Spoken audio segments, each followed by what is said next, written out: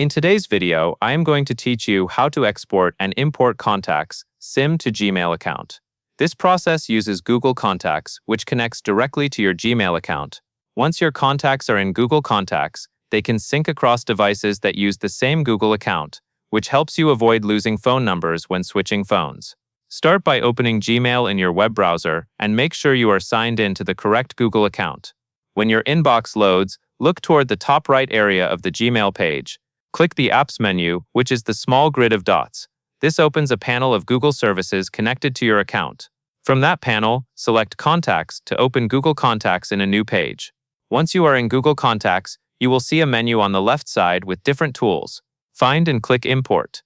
Import is used when you have contacts saved in a file, such as a CSV or vCard file, and you want to bring them into your Google account.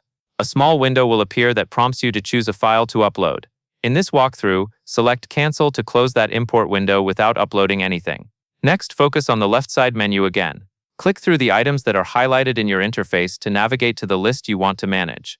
As you select the highlighted options, you will see the main contacts area update. This helps you confirm you are working in the correct contact list before exporting. Now you are ready to export.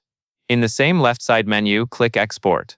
This option creates a downloadable copy of your contacts. When the export dialog appears, choose the contact group or set shown in your view, then pick the format you need. Google CSV is usually best if you plan to import back into Google later, and vCard is commonly used for phones and Apple devices. Complete the export to download the file to your computer. At this point, you have covered importing access, canceled out safely when you did not need it, navigated to the right contact view, and exported your contacts for backup or transfer. And that is all there is to it.